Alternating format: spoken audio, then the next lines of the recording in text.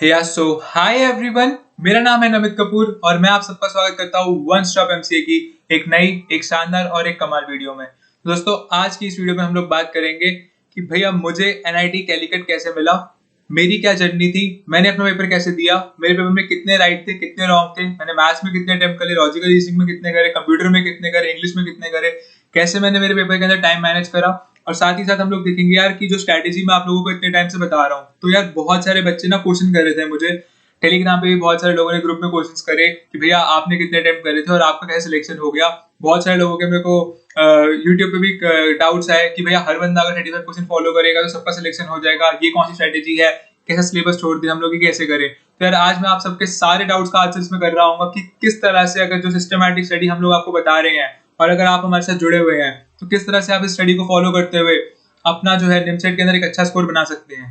तो जल्दी से यार अपने साथ एक पेन कॉपी लेके बैठ जाइए और इस वीडियो को लाइक कर दीजिए और अपने सारे फ्रेंड्स के साथ जो निमसेट के लिए प्रिपेयर कर रहे हैं और जो एंड मूवमेंट का ये टाइम है आपके सबसे क्रूशियल है, इसमें मेहनत कर रहे हैं, तो उनके साथ ये शेयर कर दीजिए कि अगर वो यार किसी रॉन्ग डायरेक्शन में मेहनत कर रहे हैं या कुछ गलत जगह पे टाइम इन्वेस्ट कर रहे हैं कि यार ये देख लें वो देख लें, जो कि निमसेट में इतना इंपॉर्टेंट नहीं है। जैसे कि मैंने लास्ट वीडियो में बताया लॉजिकल रीजनिंग की, यार बच्चे कुछ बैंक एग्जाम्स में, एसएससी के एग्जाम्स में आने वाली लॉजिकल रीजनिंग पढ़ रहे हैं, तो यार उसका कोई यूज नहीं है।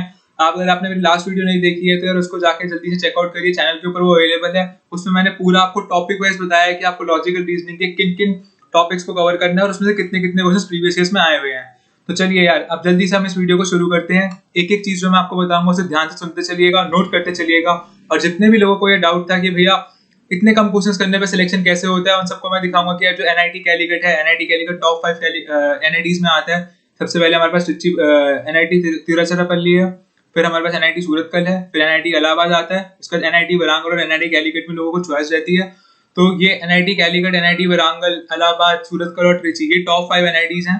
इसके अंदर अगर आपका सिलेक्शन होता है तो आपको एक अच्छा हैंडसम पैकेज 30 से 40 लाख का जो टॉप जाता है वो इतना जाता है, और एवरेज पैकेज यहाँ पे देखे तो 12 से 13 लाख का जा रहा होता है। तो चलिए यार अब शुरू करते हैं इस चीज को और बात करते हैं कि भैया मेरा क्या जर्नी थी और मैंने कैसे सबको वर्कआउट करा। सबसे पहले जैसे मैंने आपको प्रीवियस वीडियोस में बताया कि भैया revision is the key to success. अगर आप भैया कोई चीज पढ़ रहे हैं और जब तक उसको अप्लाई नहीं कर रहे हैं तो आप भैया कुछ नहीं कर सकते, आपका कोई उसमें ग्रोथ नहीं होगी, आपकी कोई उसमें प्रोडक्टिविटी नहीं आएगी। जैसे कि मैंने पहले भी आप लोगों को बताया यार एनसीईआरटी फॉलो करो, तो यार बच्चों ने बहुत क्वेश्चन करे कि भैया एनसीईआरटी से कैसे हो जाएगा, एनसीईआरटी से कैसे हो जाएगा। तो मैंने प्रीवियस कुछ पेपर्स भी डिस्कस करे, उसमें आपको दिखाया कि यार जो क्वेश्चंस है प्रीवियस ईयर्स के that are at a very base level. पर बात यह है कि यार उन क्वेश्चंस को करने के लिए आपका बेस क्लियर है, साथ में आपका कॉन्सेप्चुअल क्लैरिटी है। कभी कभी ऐसा होता है कि हमने पढ़ लिया यार अच्छा ये इक्वेशन है, इसके रूट्स कैसे निकालने हैं, कि भैया इसको फैक्टराइज कर देंगे तो इसके रूट्स बन जाएंगे। पर यार कभी कभी ना उसके पीछे एक चीज छुपी होती है कि यार अगर फैक्टराइज करके इसके रूट्स बन रहे हैं तो रूट से ही हम इक्वेशन दोबारा बना पा रहे हैं। तो जो इस तरह से पढ़ाई करते हैं कि यार इक्वेशन के रूट्स तो निकाल लिए उसने, पर क्या उन रूट से वो वापस इक्वेशन बना पा रहा है? अगर वो ऐसे बना पा रहा है तो यार इसको कहते हैं हम एक सिस्टमैटिक पढ़ाई। और वो आपकी कब होगी? जब आप लोग करेंगे रिविजन। रिवीजन करते रहिए और साथ ही साथ भी आप प्रीवियस जितने मैक्सिमम से मैक्सिमम सॉल्व कर पाए, उनकी ट्रिक को क्लिक कर पाए, क्योंकि यार हर पेपर की कोई ना कोई ट्रिक होती है। अगर 120 मिनट में 120 क्वेश्चंस करने हैं तो यार उसको उसी पेपर को उस तरह से सेट किया जाता है कि आप वो क्वेश्चंस को कर पाए। जरूरी नहीं होता कि हर क्वेश्चन भी ट्रिक से हो या हर क्वेश्चन लेंथी से हो, पर हर क्वेश्चन में ना कुछ एक चीज होती है जो अगर आपको क्लिक कर जाती है क्वेश्चन देखते ही, उसको आप पकड़ पाते हैं क्वेश्चन देखते ही, तो वो आपको हेल्प करेगी यार पेपर को बहुत अच्छे से बनाने में। फिर अगर आप वन स्टॉप एमसीए के साथ जुड़े हैं तो हमारा मोटिव सिर्फ यही है कि हम आपको एक अप्रोच बता सकें, एक आपको सक्सेस का पाथ दिखा सके जिसको आप फॉलो करके अपने निमसेट को अच्छे से क्लियर कर सकते हो। बाकी यार टीचर्स तो बहुत सारे ऑनलाइन अवेलेबल हैं, तो आप कॉन्सेप्ट किसी से भी जाके पढ़ सकते हो, राइट। तो यार मैं थोड़ा अपना बैकग्राउंड बता दूं तो यार मैं दिल्ली यूनिवर्सिटी से हूँ, केशव महाविद्यालय मेरा कॉलेज था, ये दिल्ली के अंदर रानीबाग में है। तो यार यहाँ पे भी मेरा ऐसा था कि यार मैं बहुत ज्यादा एकेडमिक्स में तो इतना नहीं था, चाहे मेरी सीजीपीए बहुत अच्छी थी, मेरी 9 पॉइंट सीजीपीए है। तो यहाँ पे भी मेरा ऐसा था कि मैं सोसाइटीज में बहुत इन्वॉल्व था, मस्ती वस्ती भी बहुत करते थे, जर्मन क्लासेस भी ली थी मैंने, बहुत कुछ करा था। उसके बाद मैंने फाइनल ईयर के साथ तैयारी शुरू करी। अब मेन चीज ये आती है फाइनल ईयर के साथ। और अगर मैं आप लोगों को एक और चीज बताऊं तो यार अगस्त से लेकर दिसंबर तक मैंने इंटर्नशिप भी करी है जी एसोसिएट्स के अंदर। तो अगर आप मेरी जर्नी देखें तो यार उसी बीच के अंदर हमारे अगस्त के अंदर, अगर आप सबको पता हो कि दिल्ली यूनिवर्सिटी के ओपन बुक एग्जामिनेशंस भी आए थे, जो मेरे जूनियर्स हैं सबको पता है कि अगस्त के अंदर ही 10 अगस्त से लेकर 19 अगस्त तक हमारे ओपन बुक एग्जामिनेशंस भी थे। उसके बाद बीएचयू का पेपर 26 अगस्त को, उसके बाद सीधा डीयू के पेपर्स आ गए थे 6 और 11 सितंबर को। उसके बाद भैया हमारे जेएनयू और बाकी सबके पेपर्स थे, और 22 अक्टूबर को हमारा निमसेट का एग्जाम था। और साथ ही साथ मेरी इंटर्नशिप भी चल रही थी, और मेरी एक फुल टाइम इंटर्नशिप थी 10 से 12 घंटे की वर्क फ्रॉम होम वाली।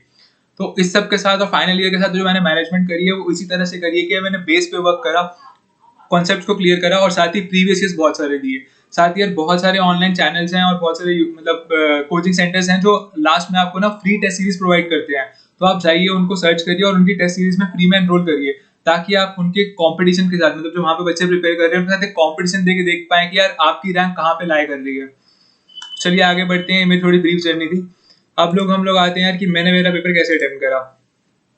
तो यार मेरा पेपर में भाई ऐसा था कि हमारा सबसे पहला जो पेपर था वो भैया पहला बैच हमारा ऐसा था जो ऑनलाइन पेपर दिया था। तो यार अगर मैं आपको बताऊं तो मैंने मैथ्स में भाई 38 क्वेश्चन अटेम्प्ट करे थे। राइट, 38 क्वेश्चन अटेम्प्ट करे थे, ये मेरा अटेम्प्ट थे। अब मैं आपको राइट और रॉन्ग बताऊंगा। तो यार मेरे राइट क्वेश्चन थे इसमें से 30। तो जो लोग कहते हैं कि भैया 30 क्वेश्चन करने से या 35 क्वेश्चन करने से क्या होता है, तो भाई ये देख लो भाई मेरे राइट क्वेश्चन जो थे वो 30 थे और मेरे 8 क्वेश्चन रॉन्ग थे। राइट, तो अगर भैया मैं मार्क्स कैलकुलेट करूँ 30 के हिसाब से, तो 30 × 12 हम लोग करेंगे तो 360। तो मेरे जो पॉजिटिव पॉइंट्स हो गए वो 360 हो गए। और अगर मैं यहाँ पे भाई नेगेटिव, क्योंकि भैया 8 क्वेश्चन जो गलत हुए हैं उनका -3 होगा। अगर मैं आपको पहले बता दूं मैथ्स के लिए, तो भाई मैथ्स के लिए होता है हमारे पास +12। अगर तुम्हारा क्वेश्चन ठीक हो जाए तो तुम्हारे को एक क्वेश्चन के 12 मार्क्स मिलते हैं, और अगर तुम्हारा क्वेश्चन गलत होता है तो -3 होता है तुम्हारा। तो भैया 38 क्वेश्चन थे मेरे, उसमें से जो मेरे राइट थे वो थे 30 और जो मेरे रॉन्ग थे वो थे मेरे 8। तो भैया 30 × 12 करके 360 आ गया भैया, और 8 × 3 करेंगे तो हम 24 आ जाएगा। इसको कैलकुलेट कर लेंगे हम लोग। तो भैया 336 थे मेरे मैथ्स के अंदर स्कोर, 336 स्कोर, 600 में से 336 स्कोर।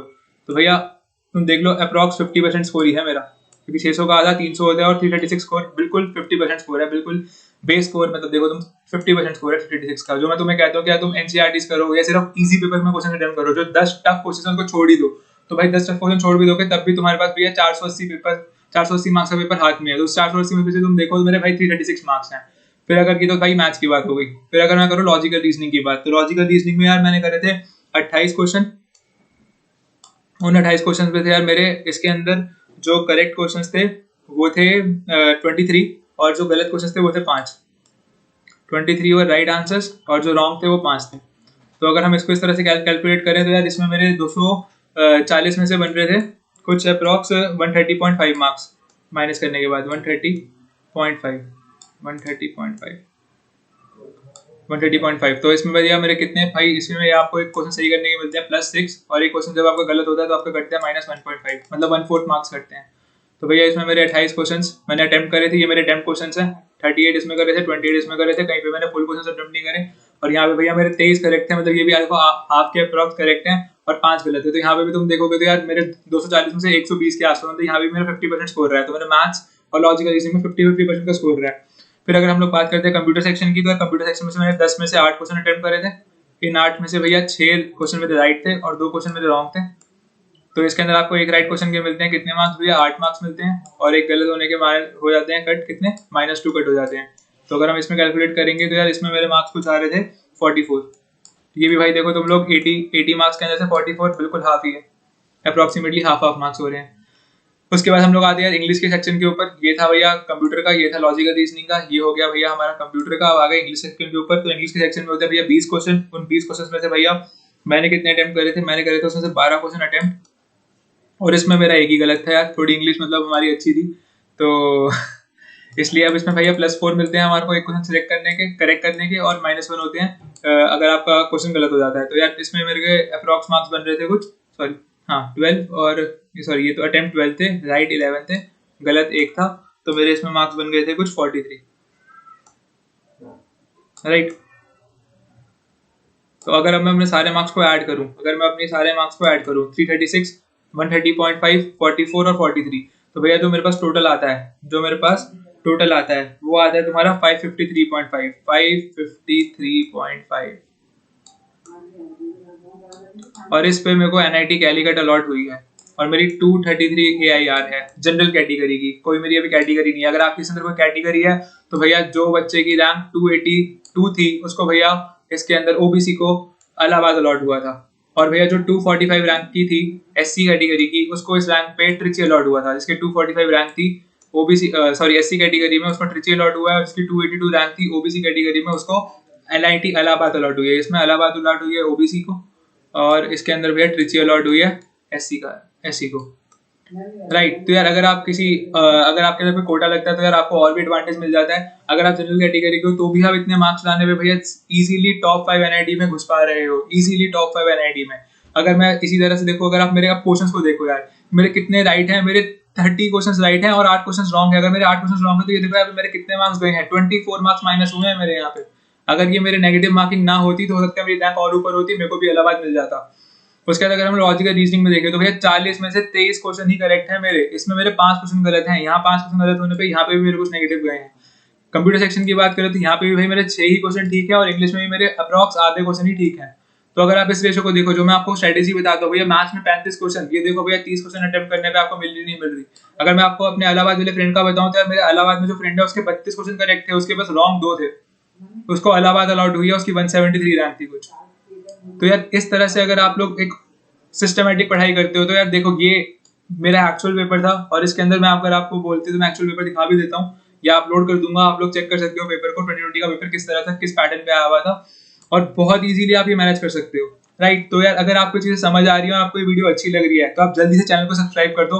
हम लोग चैनल पे एम कर रहे हैं 1000 सब्सक्राइबर्स का। 1000 सब्सक्राइबर चैनल पे होते ही हम लोग कंप्यूटर साइंस सेक्शन के ऊपर सीरीज ला रहे होंगे। इसमें हम कंप्यूटर साइंस का बिल्कुल बेस से लेके निमसेट में जितना आपको चाहिए, के मैप्स हो, बूलियन अलजेब्रा हो या फिर जो दूसरे क्वेश्चन लास्ट 2019 और 2020 में देखे गए हैं, कुछ दूसरी तरह के क्वेश्चंस में आपको फ्लोटिंग पॉइंट, डेसिमल्स और ये सब कुछ आना चाहिए, उसका पूरा कंटेंट आपके लिए चैनल पे लेके आ रहे होंगे 1000 सब्सक्राइबर्स के ऊपर। तो जल्दी से अगर आपने चैनल को सब्सक्राइब नहीं करा है तो सब्सक्राइब कर दो, क्योंकि हम लोग जब देखते हैं तो देखते हैं 50% से ज्यादा लोगों ने तो सब्सक्राइब ही नहीं करा है।